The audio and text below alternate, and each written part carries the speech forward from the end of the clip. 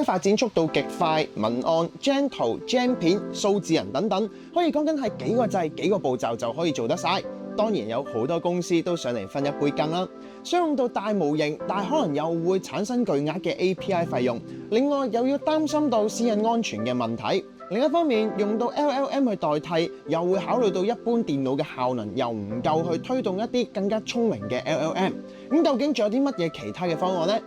今日就要同大家介紹呢一隻機款 HP ZGX Nano G1N。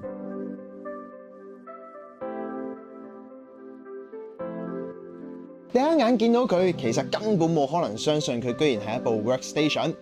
一部 HP ZGX Nano AI Workstation 體積居然同一盒廁紙嘅大細差唔多，冇黑色嘅外殼，擺喺台面上面唔會佔用太多嘅空間。但係同時，大家唔好俾佢迷你精緻嘅外表呃咗，因為佢骨子裏邊可以話係貨真價實嘅迷你 AI 超級電腦嚟㗎。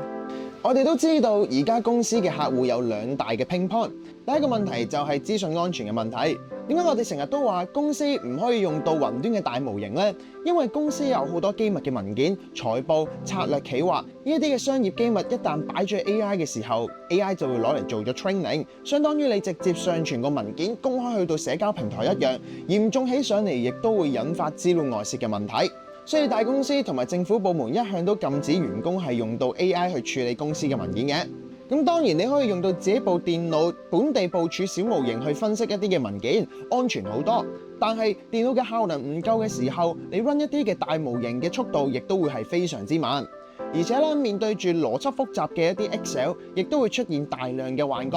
例如捉錯數據，例如係邏輯混亂，對工作嚟講完全係無補於事。亦都因為咁樣，電腦嘅效能其實非常之重要㗎。HP 嘅 ZGX Nano 微型超級電腦正正回應住你啊！佢搭載咗 NVIDIA GB10 Grace Blackwell 嘅超級芯片，入面有20個 ARM CPU， 加上6144個 CUDA cores， 體積縮小咗接近40倍，再配合 NVIDIA Blackwell 架構獨有嘅 NVFP4 量化技術，喺唔犧牲 AI 性能嘅前提下，將龐大嘅模型壓縮去到只係佔咗用咗1/4嘅顯存。呢個就係超低功耗、流暢運行超大模型嘅秘密。加上佢內置128GB RAM，支援載入200 billion 參數等級嘅大模型，等你可以完全本地部署大型語言模型，亦即係話你嘅機密資料完全鎖喺你嘅 hard disk 入邊，安全問題呢個先至係本地端真正嘅解法。跟住就要同大家講一講，相信亦都係佔據咗大家60%煩惱嘅另一個 pain point，就係昂貴嘅 API 帳單啦。一般嘅公司文件啦，資料亦都已經累積咗好多年，所以文件檔案嘅大細相對嚟講都比較龐大。成日攞 AI 去做分析嘅時候啦，佢佔用嘅 context window 啦，亦都相對比較長，所以啦用起嚟嘅 token 數量自然亦都會比較多。再加上啦，每一個任務，每一位嘅員工，大家都一齊去用 AI 做嘢嘅時候，公司可能需要去支付龐大嘅帳單費用。舉個例子，不如我哋嚟計一計雲端算力嘅情況底下 token 嘅費用帳單啦。頂級嘅雲端大模型收費標準大概係每100萬 input token 收費5蚊美金。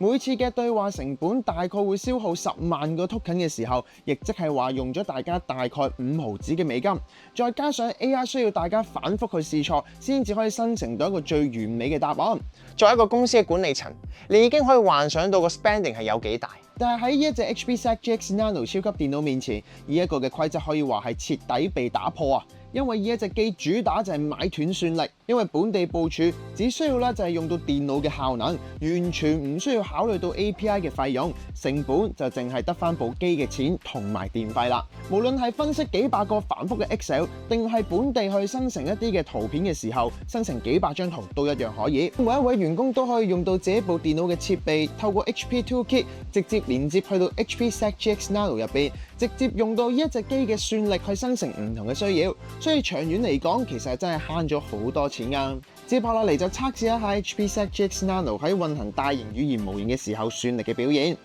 今次我用到 OpenAI 嘅 GPTOSS 120B 嘅大模型做測試。我叫 AI 教我玩3×3嘅扭計式。速度好快。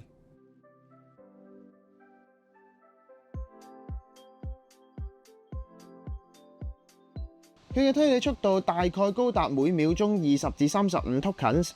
亦都係人類閱讀速度10倍嘅以上。甚至佢仲可以搭配其他 AI 工具，例如 OpenWeb UI 或者用 Confi UI 本地生成圖片等其他用途。作為一部專業嘅 workstation， 擴充嘅能力絕對係唔能夠少㗎。HP ZX Nano 啦，同一般嘅電腦擴充方法有少少唔一樣，唔係就咁買一啲嘅 RAM、一啲嘅 hard disk 就咁做硬件上面嘅升級。大家睇一睇機身嘅背後，你會見到有2個 QSFP 嘅界面，佢亦都支援高達200GB 嘅傳送速度，意味住你可以用到一條線去串連幾部嘅 ZX Nano。透過200GB 嘅串連，就將算力同埋記憶體直接無縫疊加。就算面對人數再多嘅公司，佢哋同時間一齊用到呢一部電腦嘅算力進行 AI 嘅運算都好，又想佢嘅速度更加快、更加聰明嘅話，其實亦都非常之適合㗎。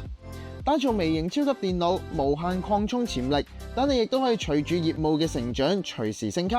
總括嚟講 ，HP ZX Nano 絕對係目前成本效益最高，攞嚟部署本地 AI 嘅機款。如果你係深受 API 帳單折磨嘅開發團隊，而且公司亦都有好多大量機密嘅數據嘅金融又或者係醫療機構，呢一隻機款其實可以話係為咗你哋而生。想了解更加多 HP ZX Nano 嘅技術細節，我哋下期亦都會同大家介紹更加多本地部署嘅實戰部分。有興趣就記住留意落去啦。